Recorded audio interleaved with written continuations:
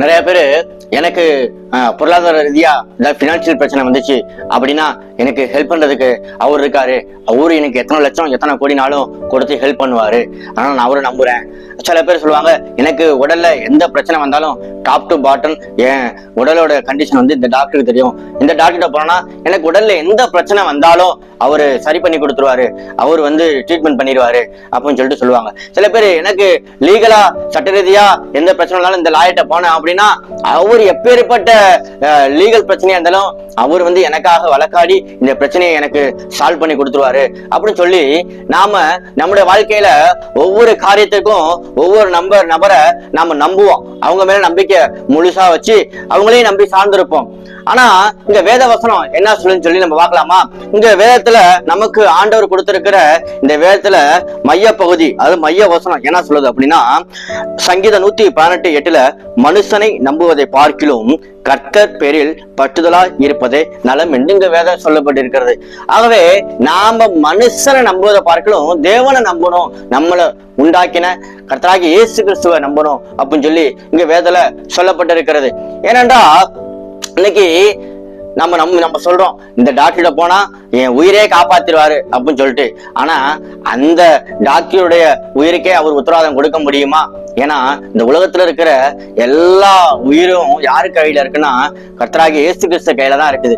அவர் தான் நமக்கு ஜீவ சுவாசத்தை கொடுத்திருக்கிறாரு. ஆகவே அவருடைய கண்ட்ரோல தான் இந்த பூமி, வானம், பூமி, அண்ட சராசரமும் அவருடைய கரத்துல தான் இருக்குது. ஆகவே நாம நினைக்கிறோம் மத்தவங்க நமக்கு எந்த சூழ்நிலையும் பணம் கொடுத்து உதவி செய்வாங்க, அவங்க இருக்கிறாங்கன்னு நம்ம நினைப்போம். ஆனா அவங்களே பணத்துல கீழே விழுந்து போவாங்க, பணத்துல நஷ்டமாக மாட்டாங்க.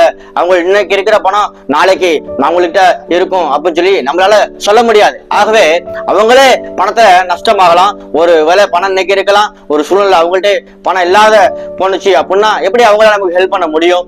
ஆகவே எந்த மனுஷனையும் நாம உத்தரவாதம் சொல்ல முடியாது. எந்த மனுஷன் நம்ம கடைசி வரைக்கும் ஹெல்ப் பண்ணிதான் ஆகணும்னு சொல்லி என்ன கட்டாயம் இருக்கு, என்ன உத்தரவாதம் இருக்கு, என்ன சூழல் நம்ம சாதகமா இருக்கும் நம்ம சொல்ல முடியும்? நல்லா கவனிச்சு பாருங்க. கொரோனாவில் எத்தனை பேர் மரிச்சு போனாங்க, இயற்கை சீற்றத்தில் எத்தனை பேர் மரித்து போனாங்க, பேரழிவுகள் எத்தனை பேர் மரித்து போனாங்க, எத்தனை பேர் விபத்துல மரித்து போயிருக்கிறாங்க. ஆகவே நேற்று இருந்தவங்க இன்னைக்கு இல்ல, இன்னைக்கு இருக்கிறவங்க நாளைக்கு இருப்பாங்கன்னு சொல்லி நம்மளால 100% உத்தரவாதம் கொடுக்கவே முடியாது. ஆனாலும் நமக்கு ஒருத்தர் உத்தரவாதம் கொடுக்க இருக்கிறார். அவர் யார் என்றால் ஆண்டவராகிய இயேசு கிறிஸ்து நமக்கு உத்தரவாதம். அவர்தான் நேற்றும் இன்றும் என்றென்றும் மாறாதவா இருக்கிறார். அவர்தான் முடிவு பெறும் உங்களோடு கூட இருக்கிறேன் என்று சொல்ல இருக்கிறார்.